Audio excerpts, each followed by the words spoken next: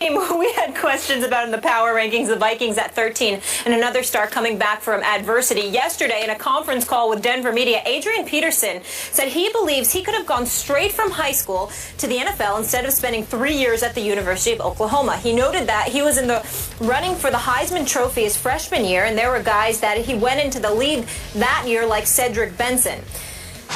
Quote, not to sound cocky or anything, but I do. I felt like my freshman year I should have won the Doak Walker Award, but they gave it to him. Anyway, I feel like I was a better player than him. I am a true freshman. Here I am, a true freshman. If Cedric can come in and play, then why couldn't I do it?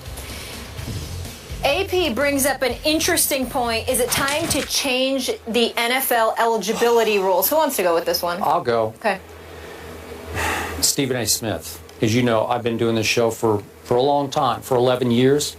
This has been my biggest pet peeve topic for all 11 of these years. You can check the tape on this back to our days in New York City. I know how you feel, but I just thought you had things you were even more passionate about. But go ahead.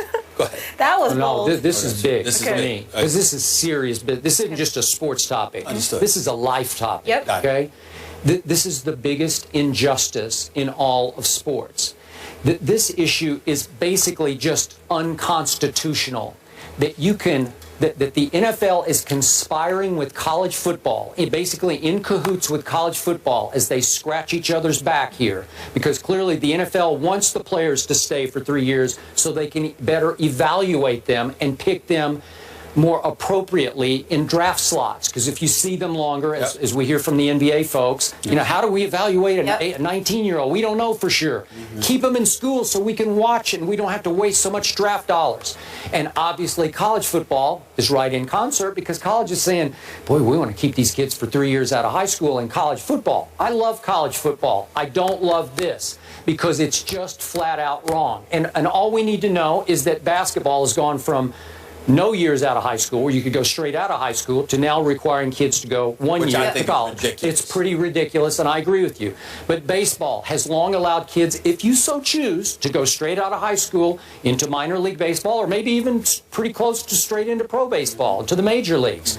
And if you don't do that, you have to wait 3 years then and follow the NFL model, and it takes 3 years of college before in baseball you can go back into the draft. But you can go straight out of high school. I watched Adrian Peterson, trust me, because I'm an Oklahoma fan, every snap that he took as a freshman. And I sat back after 2 games and said, he could play pro football right now. What position translates the quickest from college to pro? Running back. It's not even close.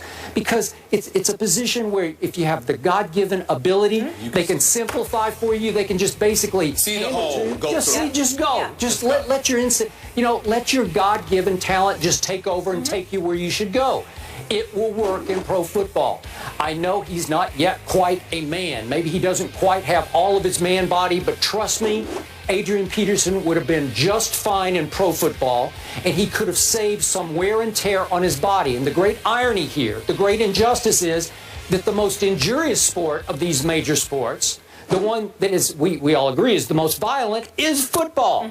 So you're going to risk your, not life and limb, but your limbs. You're going to risk your knees and your shoulders, your Achilles tendon, for 3 years of college football in which you are basically unpaid for what you might get a stipend, you might get your room, board, and tuition, but you're not getting what you're worth in college football. And Herschel Walker is already on record as saying, hey, this kid Fournette looks better than I looked. I'm not sure about that, but that's a big statement from Herschel Walker. So let's project. What if Leonard Fournette does win the Heisman Trophy, and he is right now the front runner? Now what? He is forced to go back to LSU for another full season? I got to tell you, I would recommend to this kid, you might just want to sit out next year, especially, well, if LSU, let's say LSU has a big fan, let's say they win it all this year, and he wins the Heisman, which is highly possible, by the way. Okay, well, what would you tell this kid? You're going to go risk your knees for dear old LSU? And I know he loves LSU. He's from New Orleans, but still, really? We may have to risk extending this topic because Kirk Herbstreit, our very own Kirk Herbstreit, was on Mike and Mike yesterday saying that he thinks it's disgraceful that anyone would suggest that a college player should sit out the season you know, because he doesn't want to endanger himself and risk getting hurt before entering the NFL draft. If you got 3 years of eligibility, you play 3 years. You know, I'm with you. I think that if, you know, the money that's there to be made, particularly with individuals coming from impoverished backgrounds, you know, you don't want to jeopardize that. Yeah. We may not have liked it, but who could legitimately blame? I blame Jadeveon Clowney for appearing to go half speed in his last year at South Carolina. My attitude is play if you're going to play. All right, that's sit fair. out if you're going to sit out. I agree but don't with go that. half speed. All right. I'm sure you agree with that. I do. But let me say this to you. While I totally agree with you that if you are young enough to represent your country and put your life on the line by joining the military. If the draft was at 21 years of age and beyond, then I don't mind college and the pros and all of that. But if you can get not drafted, but if you can enter the United States military at age 18, then you should be able to play professional sports in the United States of America at age 18. Thank you. So we agree there. Yeah. But allow me to play devil's advocate for those out there who feel differently than you and I do. Because I believe they do have points. What if we're not talking about just a guy's playing ability, Skip? What if we're talking about the mental makeup? What if we're talking about your ability to handle riches, fame, celebrity at such a young age? What if we're talking about how you're entering a man's game, but you're still a boy in a man's body? Because aren't those issues incredibly relevant in this day and age when you consider some of the problems that we have witnessed, albeit with grown men? Nevertheless, if you've been handed the keys to the city at a very young age, then you may have never matured. Yep. And in the later years, when you find yourself in trouble, it's because of what you got away with when you were younger, because you were exploited as opposed to being educated. Because when people make those arguments, I'm here to tell you right now, when you hear the NBA talking about that stuff, when there's some trepidation, when there's some apprehension about players coming to the NBA, for example, you got guys that are handed millions of dollars. Well, guess what? All of a sudden, you poor, and you wake up one day and you're a millionaire. And then people who saw what was coming down the road for you were too busy exploiting you instead of educating you and not preparing you for the life that was coming. And then all of a sudden these riches and this fame was handed to you, the celebrity was handed to you, and you have no clue as to how to handle it. And then we find ourselves lamenting that. So all I'm saying is that I agree with you. But that's only because of their ability, which is God-given, combined with their hard work physically, of course, and, of course, the country that we live in that says you can serve your country starting at the age of 18. Okay. My problem is that, wow, those sports leagues also make a valid point when they allude to the absence of maturity. Because remember, once you go pro, you ain't just representing yourself. You're representing your franchise and you're representing the shield, whether it be the NFL or the NBA. Can I get clarity on one thing before we move on? Are you suggesting they go straight out of high school, or they need 1 year or 2 years? No, okay, just straight out. You're good with that. Out. Okay, For anybody, anybody.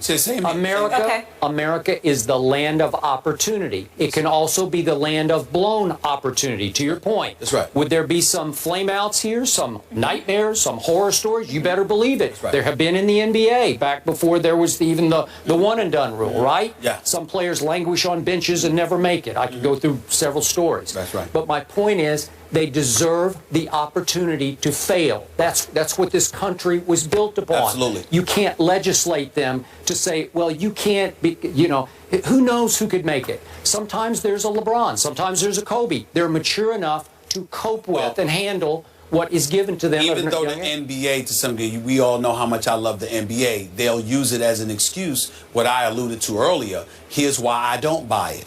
Kobe Bryant, you know, Kevin Garnett. That's a good one. Jermaine O'Neal. Yep. Moses Malone. Yep, God that's a good one also. Soul. Thank you. Darryl Dawkins. Yep. God They rest went his straight soul. out. Yep. You know, there's a whole bunch of people. They did. And they're great, great citizens, and they've done great, great things for the world of sports, is what I'm saying. But I would also add to this that we all can't ignore to make our argument.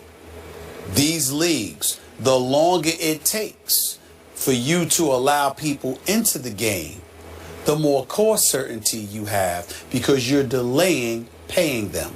Sure. Now, that's more so the NBA than the NFL because the NFL has this hard salary cap and it is applicable to everything. Okay. But with the NBA, you got guys, if you got to wait, you got to make them wait, and then you got the 2-year rookie wage scale and then the 2 additional years where they're restricted restricted players rather, then you have basically 4 years to analyze them. So instead of being in a position to get, let's say, 3 max deals, you'd only get 2. No, I got it. So I'm the with leagues you. know what they're doing. Let me sum this up by saying Maurice Clarett was the first young man back in 2004 to fight this in court. And we've talked a lot about Deflategate case in Judge Berman's court. That's the circuit court. And in that court, obviously, Tom Brady just won. So did Maurice Clarett. And now we're all saying, oh, well, the NFL has no chance really of beating Tom Brady on appeal. Well, guess what? The NFL beat Maurice Clarett on appeal in 2004. It was, to me, a crime because Maurice Clarett doesn't have the NFL Players Association behind him. He doesn't have a Jeff Kessler, the Michael Jordan of lawyers. Well, that's the crime of it all more than anything. Yeah, that's what I'm saying. Yeah. To me, the bigger crime than the players themselves not being allowed to go straight from high school to the pros, even though with football, it is a man's game, but there are a few dudes that can handle it. There are. To me, the bigger crime than that is the absence of representation. I agree. That is the crime. That's something that Congress literally should sit there and have folks on Capitol Hill to explain. How is it that college athletes have no representation? Sure. So that's the crime. So if Leonard Fournette wants to fight this in court right now, can he hire Jeffrey Kessler to? He'd have no. He'd have how's he going to pay for his own pocket, and how would he? How would he do that? There you go. Thank you. Okay, so both guys agree with Adrian Peterson here that players should have the opportunity to go to the NFL straight out of high school. Coming up, we move to baseball. Oh, Canada. Toronto takes the AL East, leaving the Yankees fighting for a wild card spot. I like that cheer. Well, they get into the postseason. Don't miss that debate next. I'll see y'all next week. Whatever. Look at that champagne floss.